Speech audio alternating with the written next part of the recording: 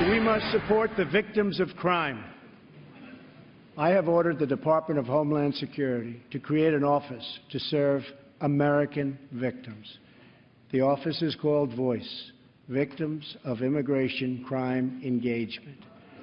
We are providing a voice to those who have been ignored by our media and silenced by special interests. All right, that was President Trump last night addressing a joint session of Congress. Here with reaction, author of the New York Times bestseller, In Trump We Trust, E Pluribus Awesome, Ann Coulter. You love that moment. They were hissing. I think we got our ad for 2018, 2020, 2020. What is so great about that is it is the Democrats' natural reaction to hearing about the American victims of illegal immigrant crime. They didn't have time to think. They just think, oh, screw those Americans. They probably deserved it. No, they immediately, automatically take the side of the illegal immigrant criminal. It was an astonishing, revealing moment right there. And I don't think they're showing that on the other networks. No, they want to pretend it didn't happen. And the president mentioned a couple of instances last night. I did a town hall with Donald Trump, then candidate Trump, with mothers whose sons were murdered by illegal immigrants. Right. Nobody seems to ever want to talk about that part. Right, and it's worth pointing out also, because everyone is lying about this, everything he said in that speech last night, he has been saying for 18 months or however long since he came down the escalator and talked about Mexico sending rapists and drug dealers. Nothing was new in that. And this idea that, oh, suddenly he looks like a president. No, this is I mean, saying he's putting America first. He's not running to be president of the world, president of the United States of America.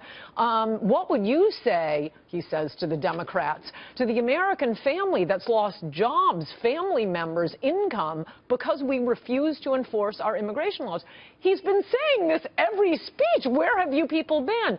And the idea that they used to say this, that, oh, what kind of State of the Union address will he give if he's sending out tweets like this? Well, come on, everybody knows you speak differently to your boss than you do to your child than you do to your mother. I always knew, I mean, he's a billionaire. He knows how to behave. It was the same message he has been giving all along, but delivered in a proper State of the Union format. And nobody else in that room, not Republicans or Democrats, could have given that speech. Maybe earlier in the campaign, because it was so new, I didn't know how it would work out. I'm now the biggest fan of him tweeting. He actually had a great line. It's like owning your own newspaper. Yeah. And if you have as many followers as him, he's getting more people reading his, quote, columns than any newspaper or any major group of newspapers combined. And it drives the left crazy. I see them over on MSNBC saying, well, we took a poll, and, you know, most people out in America say he shouldn't tweet so much. Yeah, okay, you checked in the newsroom. I bet you don't want him to tweet so much. But, yeah, he can punch back through Twitter. And it's fun and it's funny, and I actually do really like him doing that. But that speech last night, I mean, there were so many revealing moments. As you say, the Democrats sitting on their hands when he says we're going to stop drugs from coming into the country, when he says we're bringing 10,000 jobs back, and they're sitting scowling, and those women in white, those big sows, the most exercise they've gotten, they finally figure out, oh, we've got to stand for this. It's like Pilates for them. That speech was fabulous. Amazing. And they're not showing it on the other networks. I'm glad you're showing lots of clips from it, because I was watching it thinking, what are they going to say about this? I mean, every line was a home run. So they're just not showing it. This is what they did throughout the campaign. He would give a blockbuster speech, like a speech in Phoenix, and their position is to just say, trust us, America, you don't want to see it. It was dark. It was awful. And that's what we keep getting. Look, there was nothing new here. It was a beautiful speech. He loves America. No one else could give this speech. Oh, one little tip for the media. Stop asking him if he's softening on immigration.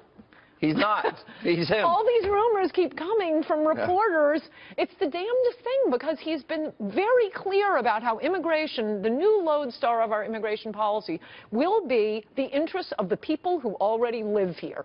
Very clear point. How many different ways does he have to say it? And yet they just can't stop asking. You worried? Look at it from the perspective of the poor illegal. No, we're looking at it from the perspective of the poor Americans. In Congress? Oh, yeah. Me too.